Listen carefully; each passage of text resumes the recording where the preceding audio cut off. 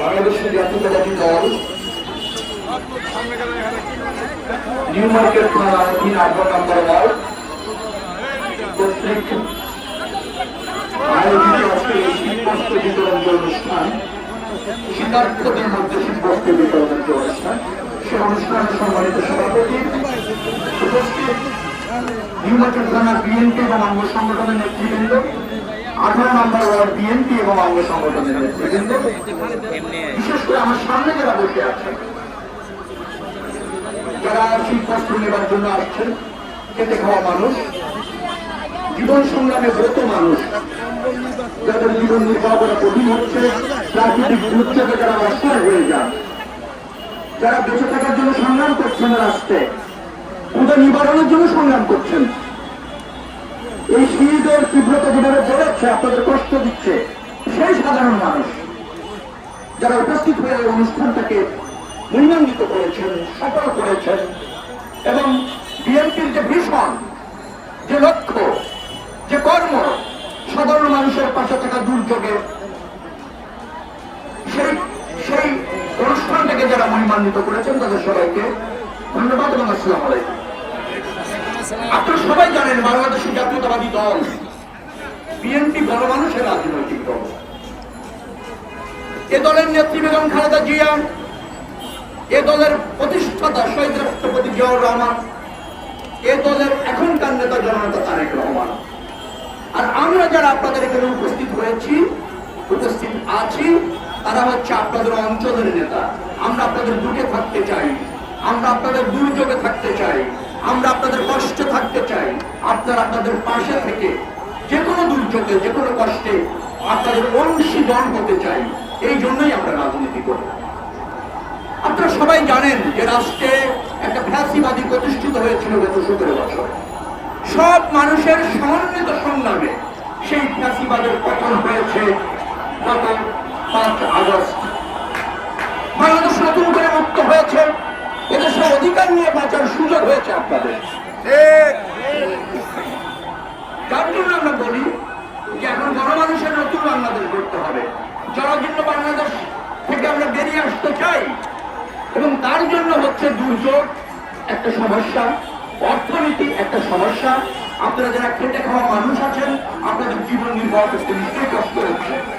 কেউ একবেলা খাচ্ছেন, কেউ 2 বেলা খাচ্ছেন, 3 বেলা পেট পুরে খেতে পাচ্ছেন না।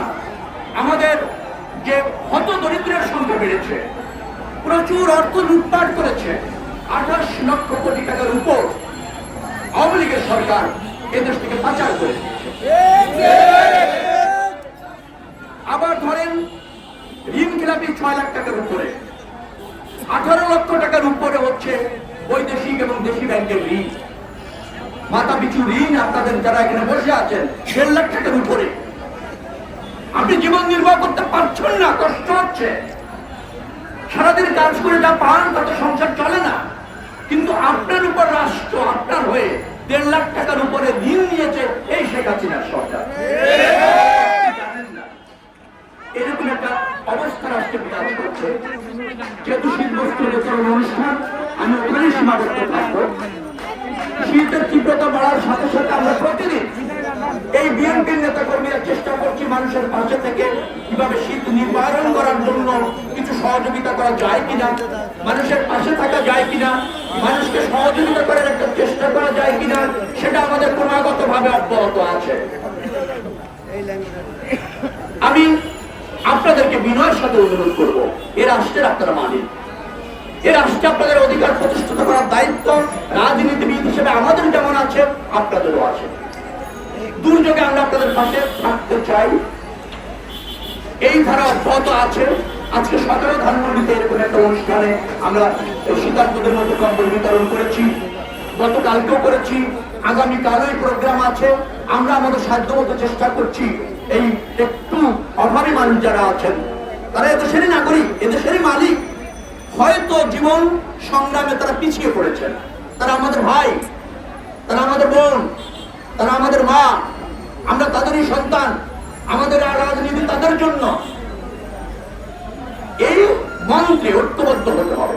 একটা অন্তর্বর্তীকালীন সরকার আছে, তারা চেষ্টা করছে। যা অর্থনৈতিকভাবে ভেঙে পড়েছে, মানুষ যেভাবে বেকার হয়েছে, সেখানে একটা স্থিতিশীল অর্থনীতি এবং একটা উন্নত জীবনযাপন কঠিন হচ্ছে, এই চ্যালেঞ্জের মধ্যে সরকার আছে। আমরা বাংলাদেশ জাতীয়তাবাদী দল অর্থাৎ বিএনপি, দেশপতি বেগম খালেদা জিয়ার দল, এই পরিস্থিতিতে আপনাদের পাশে থেকে চেষ্টা করছি আপনাদের যত সামান্য সহযোগিতা করা, আপনাদের দুঃখ কষ্ট লাঘব করবার জন্য নিজের যা যা কিছু আছে, আমাদের কর্মীদের যা কিছু আছে সেটা উজাড় করে দিতে। আমি আপনাদের আর সময় নিব না, আপনার শৃঙ্খলার সাথে এই শীতবস্ত্র বলবো না, কম্বলই বলবো আর কি, শীত নিবারণের সবচেয়ে বড় উপকরণকে আপনারা গ্রহণ করবেন।